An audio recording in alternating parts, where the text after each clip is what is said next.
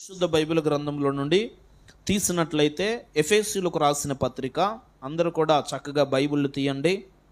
Bible తెచ్చుకున్నటువంటి వారందరూ చక్కగా బైబిల్ తీసి ఎఫెసీయులకు రాసిన పత్రిక 6వ అధ్యాయము 4వ వాక్య భాగాన్ని చదువుకుందాం. తండ్రులారా, మీ పిల్లలకు కోపము రేపక ప్రభు యొక్క శిక్షలోను బోధలోను వారిని పెంచుడి. మరలా చదవండి ఒక్కొక్కసారి గట్టిగా. తండ్రులారా, మీ పిల్లలకు కోపము రేపక ప్రభు యొక్క శిక్షలోను బోధలోను వారిని పెంచండి. ఈ బర్త్డే కూడికలో పాలు పొందుతున్నటువంటి మనందరితో ప్రభు అయినటువంటి యేసుక్రీస్తు వారు అపోస్తలుడైనటువంటి దైవజనుని ద్వారా ఈ యొక్క ఎఫెసీయులకు రాసిన పత్రికలో మనతో మాట్లాడుతున్న మాట, ఆయన ఏమని మాట్లాడుతూ ఉన్నాడంటే, తండ్రులారా. ఇక్కడ చాలామంది తండ్రులు ఉన్నారు, ఇక్కడ చాలామంది తల్లులు ఉన్నారు. తండ్రులతోనూ తల్లులతోనూ మాట్లాడుతూ వారి పిల్లల గురించి ఎలాంటి మంచి లక్షణాలు కలిగి ఉండాలో, వారి పిల్లల గురించి ఎలాగ ప్రవర్తించాలో, వారి పిల్లల విషయంలో ఎలాగ తల్లిదండ్రులు నడుచుకోవాలో భక్తుడైనటువంటి పౌలు గారు ఇక్కడ విషయాన్ని తెలియజేస్తూ ఉన్నారు. ఆయన తెలియజేస్తూ ఏమంటున్నారంటే, తండ్రులారా, మీ పిల్లలకు కోపము రేపక. తండ్రులారా, మీ పిల్లలకు కోపము రేపకండి. చాలామంది తండ్రులు పిల్లలకి ఏం చేస్తారంటే కోపాన్ని రేపుతారు. ఆ కోపం అనేది చాలా పాపం. కోపం అనేది పాపంతో సమానం. కోపపడినట్లయితే పాపం చేసినంత లెక్క. అందుకనే తండ్రులుగా ఉన్నటువంటి వారందరూ ఎవరు కూడా పిల్లల మీద కోపపడకూడదు. ఆమేన్, హల్లెలూయా. శబ్దం గట్టిగా, హల్లెలూయా. తండ్రులారా, తల్లులారా, మీ పిల్లలకు కోపము రేపక. మరి కోపం వస్తే ఏం చేయాలండి? మా పిల్లలు తప్పు చేసినప్పుడు మా కోపం వస్తే మేమేం చేయాలి? మా పిల్లలు వారు తప్పుడు మార్గంలో నడిపించబడుతున్నప్పుడు మా కోపం వస్తే ఏం చేయాలి అని ఆలోచన చేస్తే అక్కడే రాయబడిన మాట, మీకు కోపం వచ్చినప్పుడు మీ పిల్లలకు కోపం రేపొద్దు. మీరేం చేయాలంటే ప్రభు యొక్క శిక్షలోను ప్రభు యొక్క బోధలోను వారిని పెంచండి. ఆమేన్, హల్లెలూయా. ఏం చేయాలంట? పిల్లల్ని ఎలా పెంచాలి? దేవుని యొక్క శిక్షలో, దేవుని యొక్క బోధలో మనం పిల్లల్ని ఏం చేయాలి? అలాగా పెంచాలి. దేవునికి స్తోత్రం కలుగును గాక. కొంతమంది పిల్లల్ని ఎలా పెంచుతారంటే, దేవుని యొక్క శిక్షలో పెంచరు, దేవుని యొక్క బోధలో పెంచరు. వారి పిల్లల్ని ఎలా పెంచుతారంటే లోక సంబంధులుగా పెంచుతారు, లోకములో తిరిగేటువంటి వారిగా పెంచుతారు. లోకములో ఉన్నటువంటి ఆచారాలు, లోకములో ఉన్నటువంటి రకరకాలైనటువంటి పద్ధతులు వారిలోనికి రప్పించి వారిలో ఆ లోక సంబంధమైన ఆచారాలు కలుగజేసి వారి పిల్లలను లోక సంబంధులుగా పెంచుతారు. దేవుని వాక్యం అంటుంది, మన పిల్లల్ని లోక సంబంధులుగా పెంచవద్దు. చెప్పండి గట్టిగా ఆమేన్ అని. ఆమేన్, హల్లెలూయా. ఎలా పెంచాలయ్యా మరి పిల్లలని అంటే, దేవుని యొక్క శిక్షలో, దేవుని యొక్క బోధలో. ఏంటి దేవుని యొక్క శిక్ష అంటే ఏమిటి? దేవుని యొక్క బోధ అంటే ఏమిటి? ఆ శిక్షలో, ఆ బోధలో మన పిల్లల్ని మనం ఎలా పెంచాలి? ఆ మాటను మనం చదువుకుంటే తీయండి. మొట్టమొదటిగా ప్రభు యొక్క శిక్షలో పెంచాలి. ఎలా పెంచాలి అంటే అక్కడ రాయబడిన మాట ఒకసారి మనం ఆదికాండం తీయండి, 22వ అధ్యాయము. ఆదికాండం 22వ అధ్యాయము 2వ వాక్యాన్ని ఒకసారి చదువుకుందాం. ఆదికాండము 22వ అధ్యాయము 2వ వాక్య భాగం. అప్పుడు ఆయన, నీకు ఒక్కడై ఉన్న నీ కుమారుణ్ణి అనగా నీవు ప్రేమించు ఇస్సాకును తీసుకొని మోరియా దేశమునకు వెళ్ళి అక్కడ నేను నీతో చెప్పబోవు పర్వతములలో ఒకదాని మీద దహన బలిగా అతన్ని అర్పించుమని చెప్పెను. చాలు. దేవునికి స్తోత్రం కలుగునుగాక. హల్లెలూయా. ఇక్కడ మన మూల పితరుడైన అబ్రహాం మనకు కనబడుతూ ఉన్నాడు. ఈ అబ్రహాము జీవితంలో జరిగినటువంటి ప్రభు యొక్క శిక్ష, ఎలా ఉందో ఒకసారి మనం గమనించినట్లయితే, అబ్రహాముకి ఒకరోజు దేవుడు వచ్చి అబ్రహాంతో మాట్లాడుతున్నాడు. ఏమని మాట్లాడుతున్నాడంటే, అబ్రహామా, ఇదిగో నీకున్నటువంటి ఒక్కగాను ఒక కుమారుణ్ణి ఇదిగో నేను చూపించేటువంటి పర్వతాలలో, ఆ పర్వతాల మధ్యలో ఒక పర్వతం ఉంది, ఆ పర్వతం మీదకు నీవు ప్రేమిస్తున్న నీ కుమారుని తీసుకొని రావాలి. ఆ కుమారుని తీసుకొచ్చి బలిపీఠం కట్టి ఆ బలిపీఠం మీద నాకు దహన బలిగా అర్పించాలి. ఒక్కగానొక కుమారుడు అబ్రహాముకు పుట్టాడు. ఎన్ని సంవత్సరాల తర్వాత? 80 సంవత్సరాల తర్వాత. 80 సంవత్సరాల వరకు అబ్రహాముకు పిల్లలు లేరు. 80 సంవత్సరాల వరకు అబ్రహాముకు పిల్లలు పుట్టలేదు. కారణం ఏమిటి అంటే, దేవుడు పుట్టనివ్వకుండా దేవుడే ఆఫ్ చేశాడు. ఎందుకు? అబ్రహాము గనక ఆ రోజుల్లోనే దేవుడు అతనికి తగిన సమయంలోనే పిల్లల్ని ఇస్తే ఆ పిల్లలు ఆశీర్వాదకరంగా ఉండేవారు కాదు. ఆమేన్, హల్లెలూయా. అందుకనే అతన్ని పరీక్షించి 80 సంవత్సరాల వరకు అతన్ని నలిపి 80 సంవత్సరాల తర్వాత ఒకే ఒక కుమారుణ్ణిచ్చాడు. హల్లెలూయా. 80 సంవత్సరాల తర్వాత ఒక్కగానొక కుమారుణ్ణి ఇస్తే ఆ ఒక్కగానొక కుమారుణ్ణి అబ్రహాము చాలా ముద్దుగా పెంచుకుంటున్నాడు, చాలా అల్లారు ముద్దుగా పెంచుకుంటున్నాడు, చాలా ప్రేమగా పెంచుకుంటున్నాడు. 80 సంవత్సరాల వయసులో పుట్టినటువంటి తన కుమారుణ్ణి ఎంతగా ప్రేమిస్తున్నాడంటే చాలా వింతైన ప్రేమతో ప్రేమిస్తూ ఉన్నాడు. దేవుడు ఏం చేశాడంటే, వింతైన అంతైనా ఆ ప్రేమను చూసి దేవుడు ఏం చేశాడో తెలుసా? ఇతనికి ఇన్ని సంవత్సరాల తర్వాత పిల్లగావాన్ని ఇస్తే ఇతడు నా విషయంలో ఎలాగుంటాడో, నా విషయంలో ఇతడు ఎలాగుంటాడు అనేసి దేవుడు అనుకొని అతన్ని పరీక్షించడం దేవుడు మొదలుపెట్టాడు. దేవుడు మొదలుపెట్టి ఏం చేశాడో తెలుసా? ఇదిగో నీకు ఇచ్చినటువంటి ఒక్క కుమారుణ్ణి నీవు తీసుకొచ్చి బలిపీఠం మీద పెట్టి అతన్ని బలి అర్పించాలి అని చెప్పినప్పుడు అబ్రహాము గుండెల్లో పెద్ద గుణపం బాదినట్టు అనిపించింది. ఎంతో ప్రేమగా పెంచుకున్న కుమారుణ్ణి, అల్లారు ముద్దుగా పెంచుకున్న కుమారుణ్ణి కొన్ని సంవత్సరాల తర్వాత ఇచ్చినటువంటి కుమారుణ్ణి దేవుడేం అడుగుతున్నాడు? నీకు పుట్టినటువంటి నీ కుమారుడు, నీవు ప్రేమిస్తున్న నీ కుమారుడు నాకు కావాలి, తీసుకొచ్చి నా బలిపీఠం మీద పెట్టు అన్నాడు. అబ్రహాం ఏం చేశాడు అప్పుడు? నేను ఇయ్యనయ్యా, నాకు పుట్టనగాక పుట్టిన ఒకే ఒక్క కుమారుడు, నేను ఇవ్వను. వాడు లేకపోతే నాకు వారసత్వం లేదు, వాడు లేకపోతే నా ఇంట్లో మగ పిల్లలు ఉండరు, ఇదిగో వారు లేకపోతే నాకు వారసత్వం కలగదు అని ఏం మాట్లాడాల. దేవుడు చెప్పిన మాట విన్నాడు. ఇంట్లో ఉన్న భార్యకు కూడా చెప్పలేదు. ఎందుకు చెప్పలేదు భార్యకి అంటే, భార్యకు చెబితే దేవుని మాటను భార్య ధిక్కరిస్తుందేమో అనేసి భార్యకు కూడా చెప్పకుండా ఏం చేశాడంటే, బలిపీఠం మీదకి తీసుకొచ్చి, పర్వతం మీదకి తీసుకొచ్చి బలిపీఠం మీద పెట్టి బలి అర్పిస్తూ ఉన్నాడు. అన్నీ సిద్ధం చేశాడు.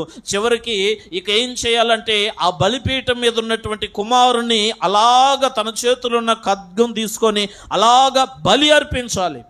ఇలాగ కత్తెత్తి ఇలాగ బలి అర్పిస్తున్న సమయములో వెంటనే అబ్రహామా ఆగు అన్నాడు దేవుడు. వెంటనే అబ్రహామా ఆగు అని చెప్పగానే ఇక్కడ దాకా వచ్చిన కత్తి అలాగ ఆగిపోయిందండి. వెంటనే కత్తి తీసి ఏమంటున్నాడు తెలుసా? కత్తి తీయగానే దేవుడు ఏం మాట్లాడుతున్నాడు తెలుసా? అక్కడున్న మాటను చూడండి ఒకసారి. అప్పుడు అబ్రహాము కన్నులెత్తి చూడగా 12వ వాక్యం చదవండి ఒకసారి. అప్పుడు ఆయన, ఆ చిన్నవాని మీద చెయ్యి వెయ్యబాకు, అతన్ని ఏమీ చెయ్యబాకు, నీకు ఒక్కడై ఉన్న నీ కుమారుణ్ణి నాకు ఇవ్వడానికి వెనుక తీయలేవు గనుక నీవు దేవునికి భయపడ్డావని ఇందును బట్టి నేను తెలుసుకున్నాను అన్నాడు. హల్లెలూయా, హల్లెలూయా. ఈ విషయం నేను చాలాసార్లు చెప్పుంటాను. దేవుడు మీ కుటుంబాలలో మీకు ఇచ్చినటువంటి పిల్లల్లో ఎవరినైనా దేవుడు పిలుచుకున్నాడు అంటే, సేవకు ఏర్పాటు చేసుకున్నాడు అంటే, మారు మాట్లాడకుండా తీసుకొచ్చి సేవలు అప్పగించండి, అప్పుడు మీరు ఆశీర్వదించబడతారు. హల్లెలూయా, హల్లెలూయా, హల్లెలూయా. ఆయన ఎవరిని కోరుకుంటాడు? నీవు ప్రేమించేటువంటి వారినే కోరుకుంటాడు. నీవు ఇష్టపడ్డదాన్నే నా దేవుడు కోరుకుంటాడు. ఇది దేవుని యొక్క శిక్ష. ఈ శిక్షలో మనం ఏం చేయాలి? మన పిల్లల్ని శిక్షలో పెంచాలి. ఆమేన్. హల్లెలూయా, హల్లెలూయా. ఇంకో మాట కూడా చదవండి. సామెతల పుస్తకం 12వ అధ్యాయము 1వ వాక్య భాగాన్ని, ఆ సామెతల పుస్తకం 3వ అధ్యాయం 12వ వాక్యాన్ని చదవండి. తండ్రి తనకిష్టుడైన కుమారుణ్ణి గద్దించు రీతిగా యెహోవా తాను ప్రేమించు వారిని గద్దించును. నాతో పాటు అందరూ చెప్పండి. తండ్రి తనకు ఇష్టుడైన కుమారుణ్ణి గద్దించు రీతిగా యెహోవా తాను ప్రేమించిన వారిని గద్దించును. దేవుడు ఎవరిని గద్దిస్తాడు అంటే, ఎవరినైతే దేవుడు ఎక్కువగా ప్రేమిస్తాడో వాళ్ళనే గద్దిస్తాడు. దేవుడు ఎవరినైతే ఎక్కువగా ప్రేమిస్తాడో వాళ్ళనే శిక్షిస్తాడు. దేవుడు ఎవరినైతే ఎక్కువగా ప్రేమిస్తారో వాళ్ళే శిక్షించబడతారు. దేవుని యొక్క శిక్షలోనికి వారు వస్తారు. ఆమేన్. హల్లెలూయా. దేవుడు నిన్ను నిజంగా ప్రేమించాడు అనుకోండి, నీకు అనేక రకాలైనటువంటి శ్రమలు పెడతాడు. అర్థమవుతుందా? కొంతమంది అంటారు, నాకే ఎందుకు రావాలి శ్రమలు అంటారు. నీకే దేవుడు కావాలనే పెడతాడు శ్రమలు. ఎందుకు ఆ శ్రమలు పెడుతున్నాడంటే, దేవుడు నిన్ను ప్రేమిస్తున్నాడు కాబట్టి, దేవుడు నిన్ను ఎంచుకున్నాడు కాబట్టి, దేవునికి నువ్వు ముద్దు బిడ్డవు కాబట్టి, దేవుడు నిన్ను అత్యంత ప్రేమగా ప్రేమించాడు కాబట్టి నీకే శ్రమలన్నీ పెడతాడు.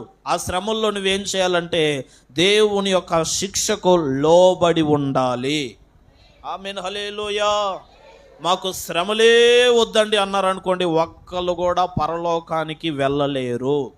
గుర్తుపెట్టుకోనండి. దేవుణ్ణి నమ్ముకున్న తర్వాత శ్రమలు వస్తాయి అంటే వస్తాయి. ఎందుకు వస్తాయి?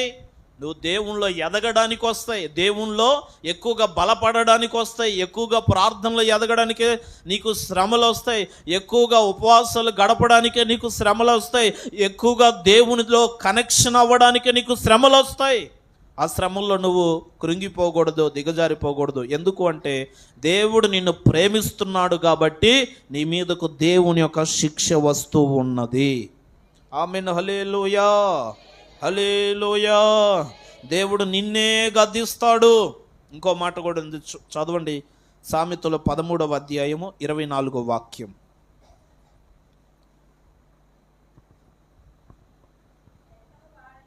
బెత్తము వాడని వాడు తన కుమారునికి విరోధి, కుమారుణ్ణి ప్రేమించువాడు వానిని శిక్షించును. మీరు నిజంగా మీ పిల్లల్ని ప్రేమించే వాళ్ళైతే మీరేం చేస్తారో తెలుసా? బెత్తం వాడతారు. ఎప్పుడు వాడతారు ఆ బెత్తం? పిల్లల్ని ఎప్పుడు కూడా గుర్తుపెట్టుకోండి, చేతులతో కొట్టకూడదు. గుర్తుపెట్టుకోండి, అందరు గుర్తుపెట్టుకోవాలి. మన పిల్లల్ని ఎప్పుడు మనం చేతులతో అస్సలు కొట్టకూడదు. దేంతో కొట్టాలి అంటే బెత్తం తీసుకోవాలి. పిల్లలు చేత్తో కొడితే అస్సలు మాట వినరు. గుర్తుపెట్టుకోనండి, చేత్తో కొడితే అస్సలు మాట వినరు. ఇంకా పెద్ద అయిన తర్వాత నిన్ను లెక్క కూడా చెయ్యరు. అందుకని చేత్తో కొట్టొద్దు. బెత్తం తీసుకొని అప్పుడప్పుడు పిల్లలు ఎక్కువైనప్పుడల్లా బెత్తం తీసుకొని బాదుతూ ఉండాలి. బెత్తం వాడితేనే వాడు దేవుని మాటను వింటాడు. బెత్తం వాడితేనే వాడి జీవితం బాగుపడుతుంది. ఆమేన్. హల్లెలూయా. చెప్దాం గట్టిగా, హల్లెలూయా. ఏమంటున్నాడు? బెత్తం వాడని వాడు తన కుమారునికి విరోధి. నీ కొడుకును చూసి నీవు బెత్తం వాడకపోతే, నీ కొడుకుని బెత్తం తీసుకొని వాడకపోతే రేపు నీకే శత్రువు అవుతాడు, నీ మీదే తిరగబడతాడు, నిన్నే ఏం చేస్తాడు? ఎగబడి నీ మీదే పడి ఎగబడతాడు.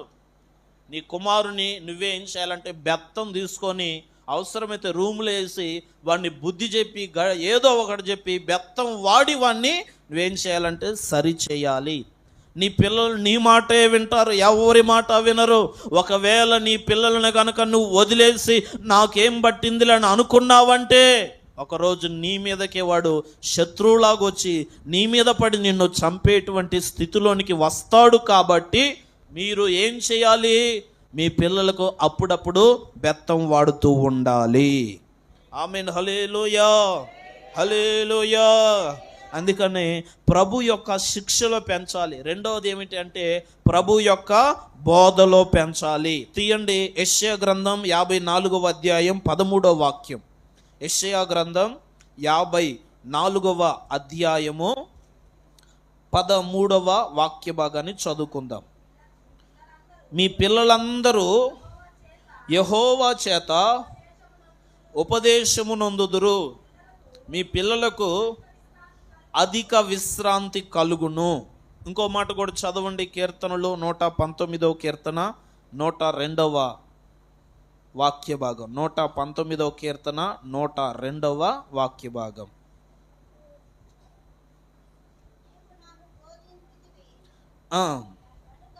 నీవు నాకు బోధించితివి గనుక నీ న్యాయ విధుల నుండి నేను తొలగకయున్నాను. ఇక్కడ కీర్తనాకారుడైనటువంటి దావీదు ఏమంటున్నాడంటే, నీవు నాకు బోధించితివి గనుక నీ న్యాయ విధుల నుండి నేను తొలగిపోను. అలాగే ఇంకో మాట కూడా చదవండి, కీర్తనలో 71:17. ఈ మాటను చదువుకొని ముగించుకుందాం. 71:17.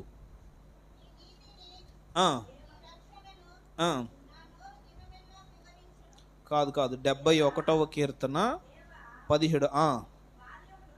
దేవా, బాల్యము నుండి నీవు నాకు బోధించుచూ వచ్చితివి, ఇంతవరకు నీ ఆశ్చర్య కార్యములను నేను తెలుపుచునే వచ్చి తిని.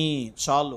ఇక్కడ దావీదు అంటున్నాడు, దేవా బాల్యము నుండి, ఏమంటున్నాడు? దేవా బాల్యము నుండి నీవు నాకు బోధించుచూ వచ్చితివి. ఏమైందంట? చిన్నప్పటి నుంచే దేవుని యొక్క బోధను పిల్లలు ఏం చేస్తున్నారు? వింటా ఉన్నారు. చిన్నప్పటి నుంచి దేవుని యొక్క బోధను పిల్లలు వింటా ఉన్నారు. ఆ వింటూ ఎలాగున్నారంటే, అక్కడ ఏమంటున్నాడంటే, దావీదు ఏమంటున్నాడంటే తన 17వ కీర్తనలో, దేవా బాల్యము నుండి నీవు నాకు బోధించుచూ వచ్చితివి, ఇదిగో ఇప్పటి వరకు, అనగా 80 సంవత్సరాలు వచ్చేంత వరకు, ఇదిగో 70 సంవత్సరాలు వచ్చేంత వరకు, 60 సంవత్సరాలు వచ్చేంత వరకు, 100 సంవత్సరాలు వచ్చేంత వరకు నీ ఆశ్చర్య కార్యములను నేను తెలుపుచూనే ఉన్నాను. ఆమేన్, హల్లెలూయా. పిల్లలకి చిన్నప్పుడే దేవుని బోధలో పెంచాలి. ఏ బోధలో పెంచాలి? దేవుని బోధ, దేవుని వాక్యంలో పెంచాలి పిల్లల్ని. చిన్నప్పటి నుంచి వాళ్ళని దేవుని వాక్యములో పెంచుతూ ఉంటుంటే పెద్ద అయిన తర్వాత వాళ్ళు ఎన్ని సంవత్సరాలు వచ్చినా కూడా దేవుడు చేసే ఆశ్చర్య కార్యాలను ఏం చేస్తారంట? తెలుపుచూనే ఉంటారంట. దేవునికి స్తోత్రం కలుగును గాక. ఆమేన్, హల్లెలూయా, హల్లెలూయా. కనుక దేవుని బిడ్డలారా, మన పిల్లల్ని ప్రభు యొక్క శిక్షలో పెంచుదాం, ప్రభు యొక్క బోధలో పెంచుదాం. వారు పెద్ద అయిన తర్వాత దేవుని కార్యాలన్నిటిని కూడా తెలుపునుగాక. అలాగ మన పిల్లలను దేవుడు ఆశీర్వదించునుగాక. అలాగ మన పిల్లలను దేవుడు దీవించునుగాక. అలాగ మన పిల్లలందరినీ భవిష్యత్తులో ఆశీర్వాదకరమైనటువంటి వ్యక్తులుగా దేవుడు మార్చునుగాక. అందరూ తలలు వంచండి, కళ్ళు మూసుకొని ప్రార్థన చేసుకుందాం.